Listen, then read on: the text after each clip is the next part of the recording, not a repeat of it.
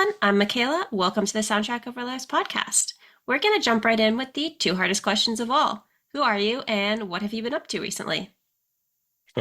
Hey, um, Derek Sherman from Sainthood Reps, and who I am, still trying to figure that out.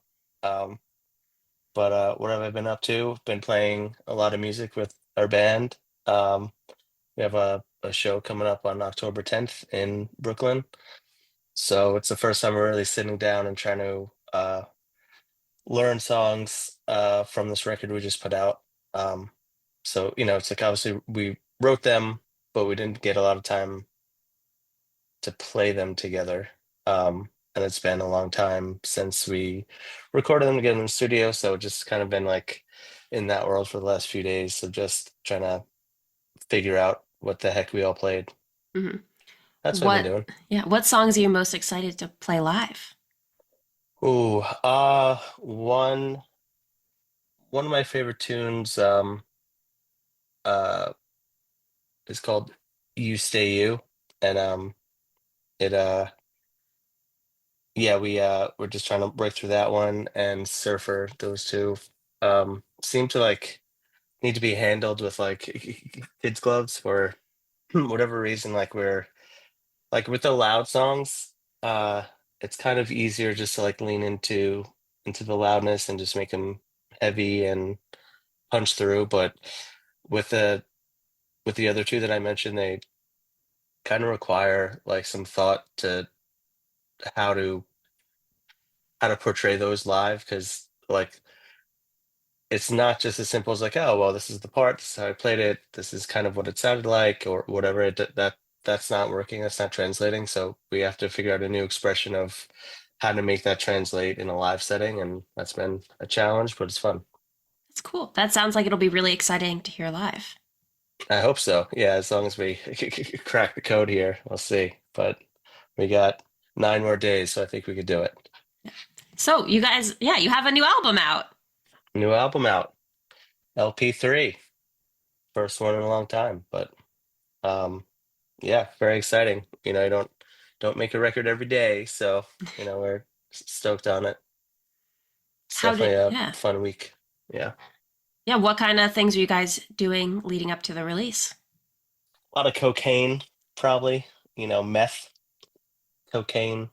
Um, yeah, nothing. Just we all are as a band. We're so scattered in this season of our life. So um, the band is like the one thing that kind of keeps us unified and like gives us reason to keep seeing each other. Or else probably a insane amount of time would go by before we ever see each other. So um, yeah, just like low key celebrations, but all locally because we don't live that close to each other. hmm Um, and no cocaine or meth, for the record. Just want to set that straight. Yeah, yeah, um, yeah. But yeah, we thought we like at first, I don't know, like we thought maybe we'd have like listening parties that here or there we had some ideas we were kicking around. But then we just kind of decided that the show itself would be enough of a celebration. Yeah. So that's what we're doing. So, how does it work when you guys sit down to kind of put together the track listing for an album? Phew. That to me, um, that is so hard. So glad you asked that. Um, I'm not sure how other bands like what they do, what their approach is, if they care, but we care a lot. It's to me the most important part of the presentation outside of the songs. And it's like editing in a film. Like you can like, how depending on like how you cut the film, the tone and the pacing of the film could be totally different from one edit to the other. hmm And that's the same thing like with the record. Like even though it's like you have these like 11 songs, there are versions that we had of this track listing where it's like super moody and slow and brooding. Then there's one where it's like, I don't know, sort of like like super like front heavy, up pace and fast. And then Hmm. but anyway, so after I couldn't tell you how many different sequences we put together. We kind of just like were forced through time,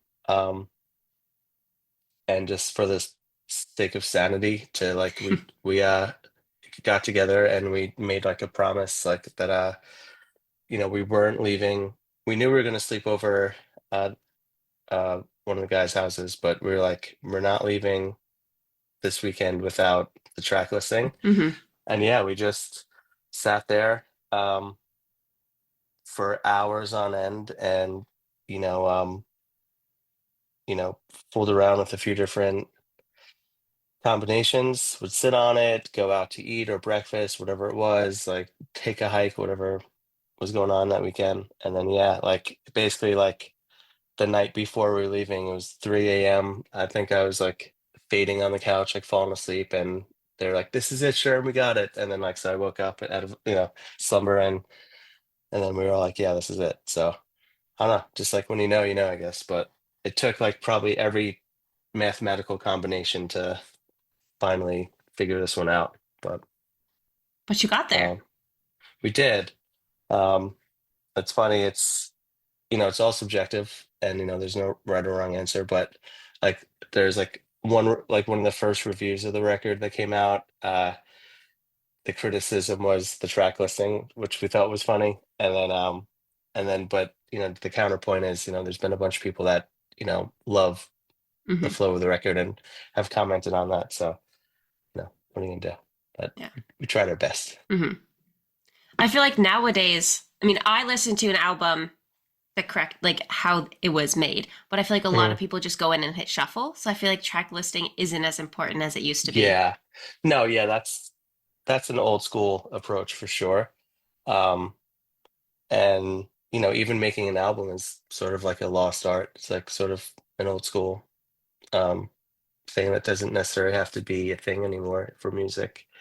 Um, but we love, we grew up, with CDs and vinyl, and we grew up before, the internet and streaming was like really a thing. So for us, that is the art, is like chasing the perfect track listing. Like that is like, you know, like I don't know, they're just like all of our favorite records throughout time. Like you'll just notice these things where like track three and track seven usually are always like these like sleeper hits, and like or in particular with this record also something I forgot is we're actually sequencing it for for vinyl because you can only Hmm. fit so many minutes per side, so we have to be conscious of what songs are where, and you know what the reflection is for like side A or side B. So that's really what we're moving towards. So when you do it, we're doing all those different variations. Were you also thinking about how it would work on a vinyl as well? Yeah, that's where the rub would come in. So we would, let's say we made a sequence and then we're like, all right, side A should end here. And then like, it's too long though. This won't fit on side A. And then you have to reshuffle and then figure it out. And you want it to be you want there basically to be an even amount of minutes as close as you can on each side. So like when they um if I have this right, like when they actually press the vinyl, there's like an even weight uh Hmm. distribution to each side. So like wouldn't want something to have whatever it is, the max amount, and then one to only have like one song on the other side. Right. But No one would ever flip it over. yeah, yeah. But I think like this the sonic quality changes too. Hmm. So all things to consider that, you know, like you said, it's like a niche consideration nowadays, but that's where we're at. I think it's an So important consideration. yeah, I mean it's part, it's definitely, um yeah, it's like, sort of like a, you know, not a lost art, but it's not for everyone. Like, but I'll talk about it all day. Yeah. So when people listen to your album, they should not shuffle. They should listen to it from start to finish. If you want to dive into the pain and the process of our minds of, we, like I said, we spent many hours, so we made it this way for a reason. Um, but yeah, that's all subjective. I actually would love to see, like in another world, like someone make their own track listing. Like, man, you guys blew it. Should have been, X, Y, or Z, you know, see what somebody else comes up with. But I would listen to the way it is. I really like the flow. Good, I would hope so. Yeah, yeah. Well, that doesn't always happen. You don't always Hmm. walk away from a record and feel completely happy about it. This Yeah, one we do for sure. good. Mhm. So, when you guys write a song, what does that process look like for you? Um, it could change varying to each song. The other singer, Francesco, he is a primary songwriter, and I would consider myself a primary songwriter. So independently, it usually starts with either one of us, usually recording something at home, and the idea could be like really fleshed out with, the entire song, soup to nuts, like almost completely done, drums tracked, everything. Hmm. Or it could be like a really rough, sketchy idea that needs to be workshopped with the band. Um, yeah, and then like some varying degree of that, and then once we bring it to the studio, so basically, yeah, I guess actually to back up, like, so it goes, the home demo, bring it to the band, and then we'll workshop it. Hmm. We'll make our own edits and whatever we need to do to it through playing it, a bunch, and then we'll record our own Sainthood Reps version of it. Then whichever ones make the chopping block to bring to the studio, then we show the producer, and then we start that process all over again with him or her. Um, yeah, it's insane. But we learned on this record. Um, I think we were like 4 for 4 out of songs that we were like, we went in so like confident, being like, this song doesn't need one single suggestion or edit. This is exactly how we hear it. The Hmm. producer's definitely going to hear it the way we hear it. And I think 4 out of 4, those were the ones that got the most work. And I mean, like, so much work, from structure, melodies changing, all this stuff, that not that they're unidentifiable, but they had changed so much that they were, um, yeah, just not even close to what we started with. And a couple of the ones that we were like really unsure about, those wound up staying like a lot closer to their original intent. So that was Interesting. interesting. Yeah, it was interesting. But Yeah. How do you kind of let go of wanting to keep that song the way that you love it? that's a great question. That is something I feel like you have to actively, um,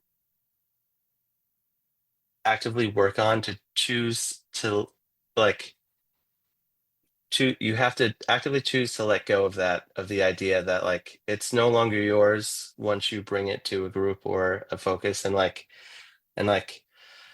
it's a weird rub though, because you don't know if like your instincts are right, where like, no, it needs to be this way, my Hmm. instinct is telling me this is the way it goes, or if you're being egotistical and just holding on to something from the past. So there definitely is like a mental strain that happens, but it seems like it's always in your best interest to um, try to break through that third wall and see what's happening on the other side, and then like, um, you could always return to Hmm. where you came. But yeah, usually once you free yourself of the limitations you put on yourself, you'll find yourself in a really nice creative space.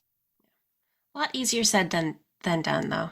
Oh yeah, especially when you have 4 or 5 people that are, may all feel the same Hmm. way at first. So, but as a solo writer, I think that's a really nice approach when you're um, letting someone else produce it, is to at least be able to be open to hear their melody or their structure changes or whatever it was, and see how, see how that feels. And also I feel like um I like to sit on things for a long time, Hmm. like, and then that really helps dissolve whatever the attachment you had to the original version of the song was. Because then a lot of times you'll go back to the new version you're unsure about or whatever it is, and maybe a few months later you go back to it and you're like, wow, this is great. Why was I so depressed? Like, this Hmm. is so that always time that works too. It's a good one. How much time does it usually take for you to make that decision? Oh man, there are for this record, we uh some of these were a few of them were COVID songs. Wow. A couple of them were like one was written like literally like 1 or 2 days before we went into the studio. One interlude was written in the studio one morning. Um, so yeah, there's like no time, but the actual length, we did this record in pieces, and so it actually took us almost 2 years to finish the recording. So we had many months sometimes in between sessions, and we'd go back, and then our producer, I don't know if he did it on purpose or not, but a lot of times he didn't let us take anything home. So like we couldn't hear it or like and make a million changes. So we just had to go there and be like, oh yeah, we back this. So um yeah, but yeah, there's no identifiable answer of like how much time is like enough time. Hmm. I think the trick is just not to hear it for however long you can, you know, and not listen to like the old demos or anything, and then like I don't know, whatever that amount of time is, like where you hit a reset. Sometimes it's also like depending on your songwriting output. um if you're in like a flood moment where you are working on a lot of songs and there's a lot of things that are easily coming to you, like they might not be things that like you're always you're going to keep every song, but Hmm.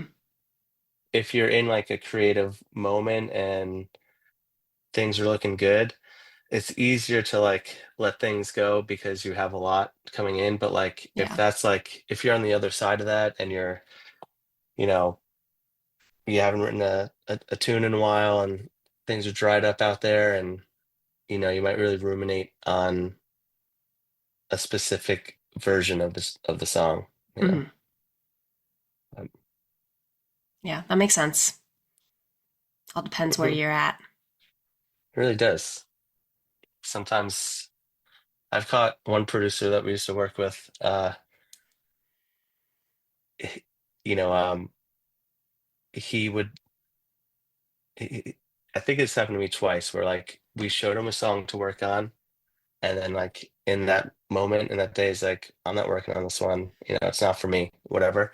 And then like a year later we'd show him the same song, same exact, version, and he's like, oh, it's amazing, like let's work on this tune. I'm Hmm. like, like we knew it. Got you. Yeah, yeah, yeah. So, but yeah, it's really like, you know, where your head's at on that particular day and if that's resonating with you or not. Hmm. And that's what's cool about a record is it winds up being a snapshot, of a time and place in your life. Yeah. What would you say are some of the biggest influences on the album? Hmm. Music or outside You can do influences. both. Hmm. For me personally, in that time frame, a lot of Fontaine's. That was big. I think Romance like came out around the time we were like recording. So So like a lot of Fontaines. My like default would always be like The Cure or anything. If I'm Hmm. like lost for like a tone or like a part, a lot of like what would Robert Smith do? That's usually my go-to. Um, and yeah, just I think the record was shaped a lot, just me and Francesco, since we're like the ones kind of writing the lyrics.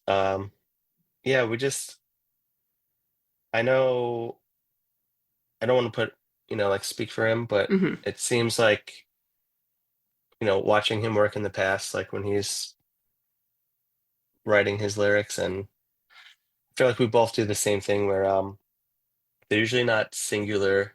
It doesn't usually come from a singular place where there's like autobiographical or about one particular person. It's always usually like a blend of sometimes a little fiction, sometimes a little, with a lot of hard truths laced in there Yeah. somewhere. But I don't like to like that's another thing. I feel like I never want to be I feel like I have to like um hide the lyrics a little bit, even though they're like I don't know, they're sort of like vague in general enough where I feel like you could kind of apply your own meaning to a lot of the lyrics. That's like my approach at least. Like even if it's coming from like, the first person perspective. Hmm. But I never like uh I'd be like too embarrassed like if whatever parts are about people, um, for them to actually find out. So there always has to be like lyrical curveballs that, would throw those suspected listeners off, of course. So Has anyone ever found out that you wrote about them? no, no, not that I think so. I think there's probably a lot of confusion of like, you know, um, I would have to tell people like, hey, remember that crazy girl you used to date that ruined your life? Yeah, this verse is about her. And they'd be like, oh, I thought that was about you and you're like, no, no, no, that's your and then like point out a specific line and like, oh wow, that's Hmm. great. But yeah, so yeah, luckily I'm safe. My secrets are safe in my songs, I unless think I give people them are up. definitely going to dig through them now and try to figure it Mm, out. I hope not. Yeah. What did I do? No. Yeah. Exposed Uh, all the secrets. yeah. Yeah. Part two. Yeah. The expose. Yeah. The lyrical expose. Yeah. At least Uh, you're able to bury it enough that they don't notice. I hope so. Yeah. Now you got me scared. Yeah. But Before I ask the last question, is there anything else you want to mention or talk about today? um hmm. No, I think I'm good. I'm coasting. Um yeah. Reps. Yeah, we're doing Union Pool in Brooklyn, record release, October 10th. We'll be in Gainesville, Florida, October 24th for the fest, and we'll be hanging out all weekend. And I think we're doing a couple of surprise things around there that weekend. And then that's it. Yeah, Awesome. that's all I got. Well, our last question is, what is the soundtrack of your life? Ooh, that's a great question. There'd definitely be, uh, I mean, it's The Cure for sure, 1000%. They've made it to my mom was a big Cure head when I was a kid. So like I think my first concert was with my mom. I was like her plus one. Like we went to see The Cure when I was like really young, like 5 or 6 or something. Wow. And so like even though like, that was like just seeing any concert wherever it is, it just felt so magical at that age. And then, I just always grew up with like their CDs and cassettes like in my room and in my house. And then like I always thought like the artwork and the photos were fascinating. And then like um yeah, it's just like interesting like hearing those like some of those records and then like knowing I was listening to them when I was like 7 or 9, and like obviously not understanding it, but just, like listening for melody, and I don't know. Like it is super like uh super dreamy, and like um you don't need to enjoy The Cure like with understanding the lyrics, I don't think. That's probably like why they have such like wide appeal, Hmm. because their melodies are so strong too. Yeah, and then obviously once I hit like junior high and high school, like duh, of course I love The Cure. And then, then it just carried on. So yeah, it's definitely my soundtrack in my life for sure. Love it. Yeah. So, for all of our listeners who want to stay updated on you guys, see you live, hear the new album, where can they find you? On, all of our socials are Sainthood Reps, and you could hit us up through the interwebs, sainthoodreps@gmail.com, if you have any questions or want to give us a show, or I don't know, expose my lyrics, get at me. Yeah. Awesome. Well, thank you so much for taking the time to talk with me today. Yeah, thank you. Awesome. Be Nice well. rest of your night. Thanks. Listeners, go check them out and don't forget to subscribe and follow us on Instagram, Twitter, YouTube, Blue Sky, and TikTok at STO Lives Podcast. Thanks for listening.